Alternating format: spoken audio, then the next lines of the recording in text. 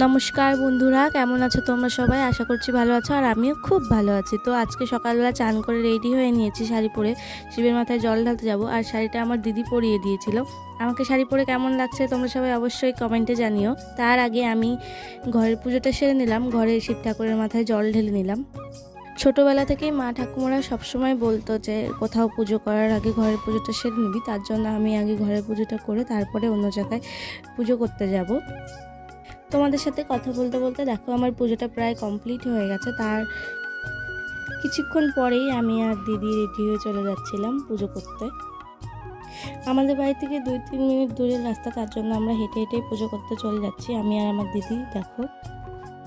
দেখো আমরা পৌঁছে গেছি পুজো করতে। তারপরে সুন্দর করে পুজোটা করে নিলাম। আমার দিদি ভালো করে ভিডিও করে দিতে পারেনি, তার জন্য দেখাতে পারলাম না। পুজো সেরে আমি আর আমার দিদি ফটো, ভিডিও, রিলস বানিয়ে নিলাম।